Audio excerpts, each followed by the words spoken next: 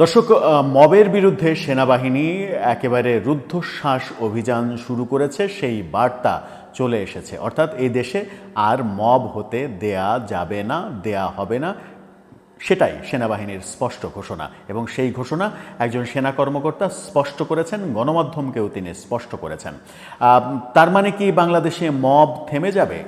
এই ঘটনা যখন আমরা সংবাদ মাধ্যমে পাচ্ছি, তখন গতকালকেও আমরা দেখেছি ঢাকায় জাতীয় পার্টির কেন্দ্রীয় কার্যালয়ে প্রচুর সেনাবাহিনী মোতায়েন করা হয়েছে, যেন সেখানে কোনো ধরনের আক্রমণের ঘটনা না ঘটে। বৈষম্যবিরোধী ছাত্র আন্দোলনের ব্যানারে জাতীয় পার্টির যে বাড়িতে, প্রেসিডেন্টের বাড়িতে রংপুরে হামলা হয়েছে, তারপর থেকেই আসলে পরিস্থিতি চেঞ্জ হতে শুরু করে। সার্জিস আলম সুপারিশ করতে গিয়েছিলেন, সেখানে সেনাবাহিনীর তোপের মুখে পড়েছেন এবং তারপরে আবার ফেসবুকে সার্জিস আলম পাল্টা তোপ দেখানোর চেষ্টা করেছেন, যার ফলেই সেনাবাহিনীর তরফ থেকে একটা স্পষ্ট বার্তা এসেছে এবং সেই স্পষ্ট বার্তায় এটাই ঘোষণা করা হয়েছে যে কোনো দল, কোনো গোষ্ঠী, কাউকে কোনো ধরনের মব এই দেশে আর করতে দেয়া হবে না।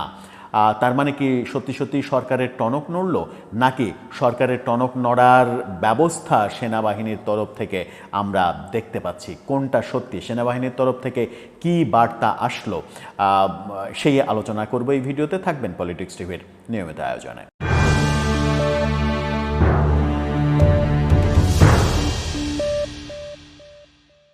দর্শক, পলিটিক্স টিভির নিয়মিত ভিডিওগুলো স্পন্সর করছে প্রজাপতি.টিভি, নতুন ওটিটি প্ল্যাটফর্ম। আপনারা চাইলে ইউটিউবে, ফেসবুকে, ইনস্টাগ্রামে, টিকটকে দেখে নিতে পারেন।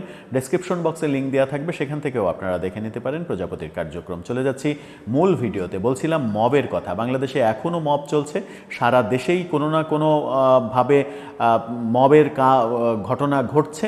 এই ঘটনা রংপুরে যখন জাতীয় পার্টির চেয়ারম্যান জিএম কাদেরের বাড়িতে ঘটে, তখন সেনাবাহিনী অ্যাকশানে গিয়ে আসলে দৃশ্যপট চেঞ্জ হতে থাকে।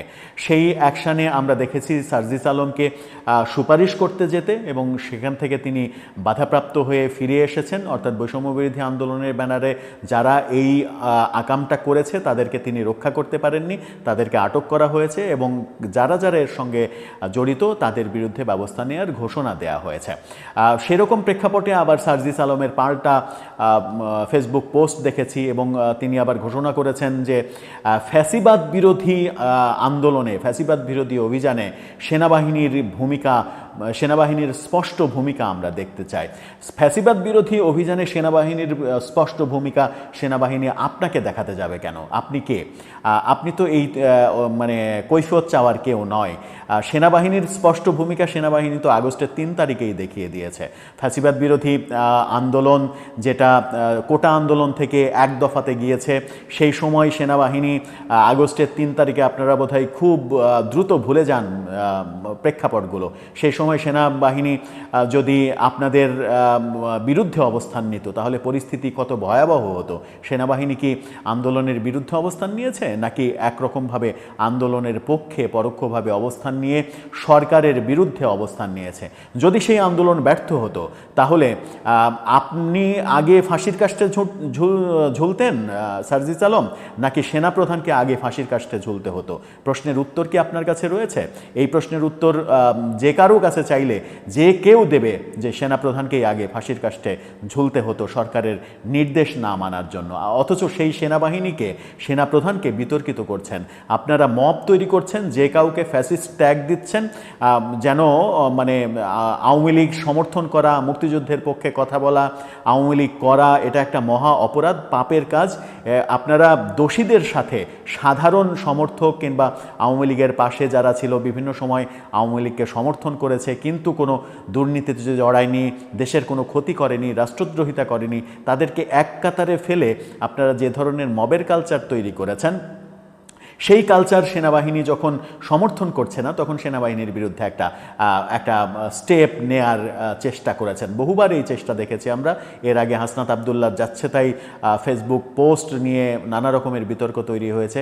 সরকারে থেকে আসিফ মাহমুদ সজীব ভুঁইয়া সেনাপ্রধান সম্পর্কে যে ধরনের কথা বলেছেন, যে সেনাপ্রধান ডক্টর ইউনূসকে মেনেই নেয়নি, তিনি বলেছেন যে বুকে পাথর চাপা দিয়ে ডক্টর ইউনূসকে তিনি মেনে নিলেন। এই ধরনের বানোয়াট কথাবার্তা, যে কথাবার্তাগুলোর সত্যতা কোনো দিক থেকে মেলেনি, করেনি, কেউ এখন পর্যন্ত এই ব্যাপারে কথা বলেনি। সেনাবাহিনীকে বিতর্কিত করে এক ধরনের ফায়দা লোটা, সেনাবাহিনী যখন শক্ত অবস্থান নিচ্ছে এবং সর্বশেষ যখন শক্ত অবস্থান স্পষ্ট করলো এবং সেনাবাহিনীর একজন অফিসার ব্রিগেডিয়ার জেনারেল তিনি একটা বার্তা দিয়েছেন, সেই বার্তায় ব্যাপারটা স্পষ্ট করার চেষ্টা করেছেন সেনাবাহিনীর অবস্থান সম্পর্কে। এরপরে মব যেই করতে যাবে সেই আইনের আওতায় যাবে, সে যেই হোক তাকে কোনো ধরনের ক্ষমা করা হবে না, সেই বার্তা এসেছে। বার্তাটা কি আপনারা ফটোকার্ডেও দেখতে পারেন, কালবেলা এই খবরটা সামনে নিয়ে এসেছে, অনেক গণমাধ্যমে এনেছে, কালবেলার কথাটা বললাম। সেখানে বলা হয়েছে যে শরীরে যতক্ষণ রক্ত আছে we are not going to promote anyone যে দেশের বিরুদ্ধে করে। অর্থাৎ আমাদের শরীরে এক ফোঁটা রক্ত থাকা সত্ত্বেও দেশের বিরুদ্ধে কোনো ধরনের কর্মকাণ্ড আমরা আর বরদাস্ত করব না। তারপরে তিনি বলেছেন আপাতত স্ট্যান্ডিং হলো যে জনগণের অসুবিধা করে, ভ্যান্ডালিজম বা নাশকতা করে, মবের নামে যে আগুন লাগায়, ঘরদোর ভাঙচুর করে, এই পার্টিটাকে বার্তা দেওয়া যে না, এটা করার সুযোগ নেই এখন আর। এই পার্টিটাকে বার্তা দেওয়া, এই পার্টি কারা?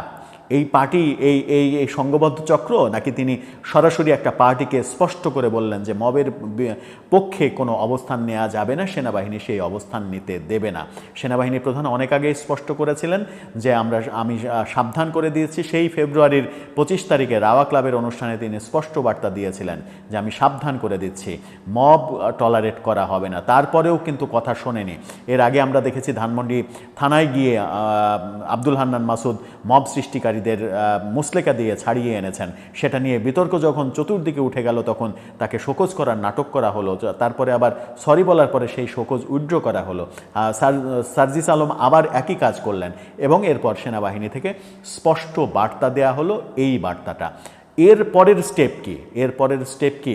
সেনাবাহিনীর সঙ্গে আপনারা যুদ্ধ করতে যাবেন? সেনাবাহিনীর সঙ্গে টক্কর দিয়ে মব কালচার অব্যাহত রাখবেন? মবই করবেন আর শুধুমাত্র আওয়ামী লীগকে ফ্যাসিস্ট বলবেন?